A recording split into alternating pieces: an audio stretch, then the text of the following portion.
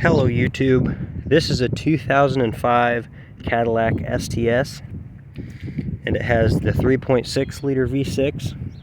It was one of the first cars to come with the 3.6. After the Cadillac CTS, which was introduced in 2004, the STS, which was its big brother, came along afterward in 2005. This is a 2005 model, and as you can tell, it's been slightly modified with some Harley Davidson decals. It's not the worst looking thing. In fact, I think it looks kind of neat.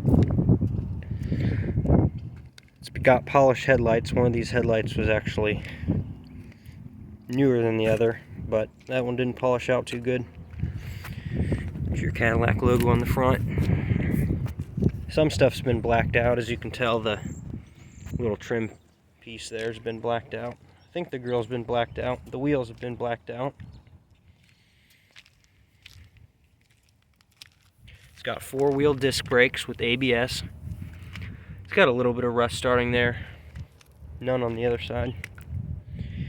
Here you've got your gas door. Push it in to open it.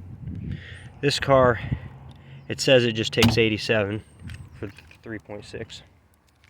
And here's your back. I really like the way this one looks. I think it's pretty awesome, the styling on this car. There's a few things on this that I think were a little bit of a design flaw that aren't quite up to par with what I would do. But for one thing, the latch for the trunk is loose, and they didn't do a good job securing it, so it seems to fall apart on a lot of these cars. We've got marker lights in the rear and the front.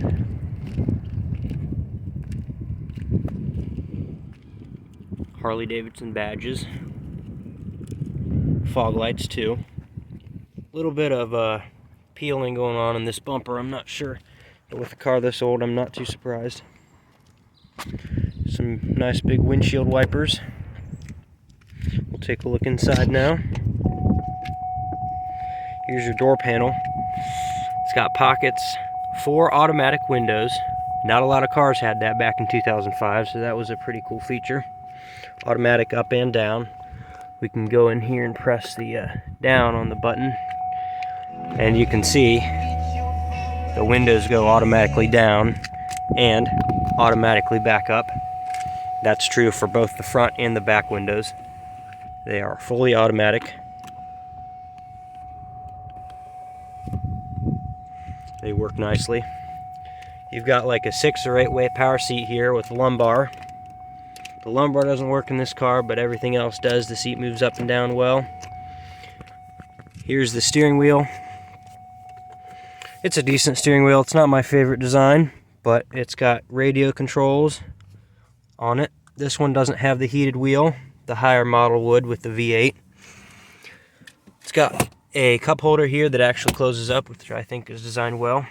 Then we've got your console here with a cigarette lighter, 12 volt, and CD storage.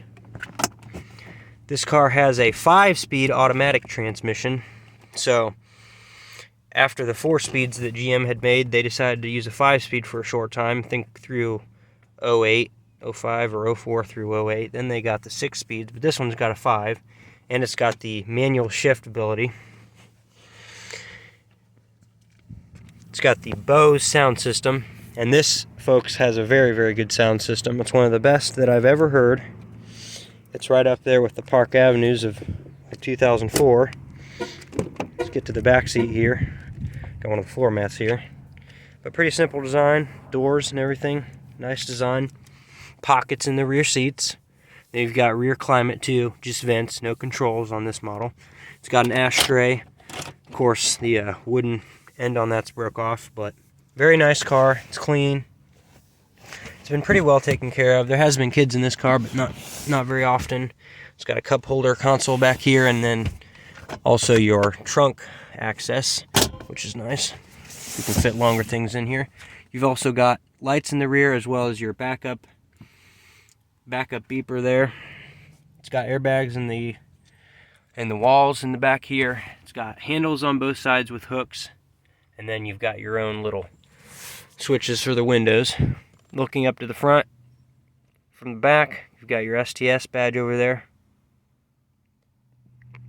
Very nice design, I think, for the interior of this car. Very clean.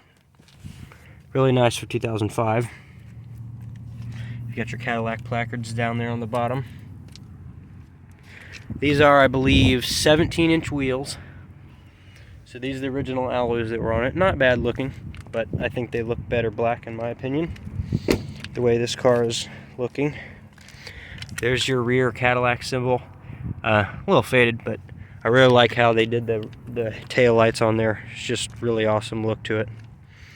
I think some of the newer Cadillacs are a little bit over designed. So here we've got our passenger door. I've had to repair this one. The micro switches in it actually went bad. I think water got down in there from the seal. But you got your bows over here. Nice floor room. This car is a nice big car with lots of room. Pretty large glove compartment there. Then this dash is in pretty good shape. It over the years though, it's gotten a couple cracks in it. You can see up there. Not too noticeable though, which is pretty nice. Same seat over here on this side. Same adjustments, lumbar and everything. Seat back goes up and down. Seats aren't in bad shape. They are a little worn. This car's got 150,000 miles on it. Really not bad for a car with that many miles. Things have lasted pretty well on this one. There was an ashtray here, it broke, so somebody's put a coin holder in there. Still got the cigarette lighter. It's also got a little compartment here for your CDs or whatnot. You can put in there under the radio. So this is also one of the very first GM cars to have push button start. Now, it doesn't work exactly like the newer ones do. It's actually got a down position for the accessory, and then you hit your foot on the brake and push up on there to start it. A lot of people end up confused by that since it's not a single button. It's actually got two parts to the button, so people don't always know how to use it. But I think it's interesting for the first round of push button starts. So let's go ahead and start this car up. Press start and brake to start engine. Now this car runs good. It's had some things done to it. It's got a check engine light at the moment. One of the sensors is out, one of the oxygen sensors. It's got a nice radio over here with mute on the dash. You can mute over here. There is a little bit of funny stuff going on in the screen there. I'm not sure why it did that. It doesn't affect how the radio works, but it's just annoying. It's got different adjustments, bands. You can put your presets in there, sources. This one is equipped with a 6 CD changer, which is pretty nice for the time. Push this button down here to change the CDs, this one to eject. There's your shifter here. Tells you which doors are ajar. Then also you've got your mirror adjustments over here. Now these mirrors don't adjust very well. I think they need lubricated or something. You've also got your OnStar system up here, your HomeLink garage with 3 buttons, lights, and that would be for making calls back in the day when they were hooked up to the phone service. So it's got your compass up there. It's got vents around different places. I really like the front of this again. The way this dash is designed and everything. I think it looks really clean, especially for the year it was made. A lot of things were still kind of roundish, but this was kind of a new modern design for Cadillac, and they did a pretty good job on it. I'm trying to think if there's anything else you guys would like to see. There's the mirrors here. We've got 2 lights in them, and then we've got a dimmer there so you can actually dim it if you want to. Then we got little pockets here and there. Here's a look at the back seat from the front here. Again, nice amount of room, nice design. But let's go ahead and check underneath the hood here. Like be the last thing I do. Hood ajar has that, which is nice. As you can see, 150,000 miles, and it shows you the temperature too. Fuel gauge and coolant temp. It's got a tachometer, which is nice. There's a couple more marker lights there. There is your 3.6 liter V6 with variable valve timing, new for 2004. Got a side post battery, which definitely isn't my favorite design, but hey, it's a battery.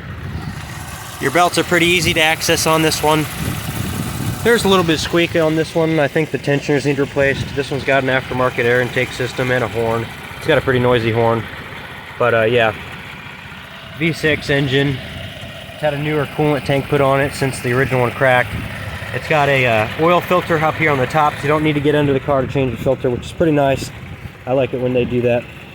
It's got a little bit of a problem up here with the seal. It's falling down, needs some extra clips. There was at one time a shield up here, but it disintegrated. But overall, for the miles of this car and how good it runs, I really do like this car, but it's not really my type. It's a nice car for somebody else, so just thought I'd do a review of it. Go ahead and do a couple revs here, just so you guys can hear it.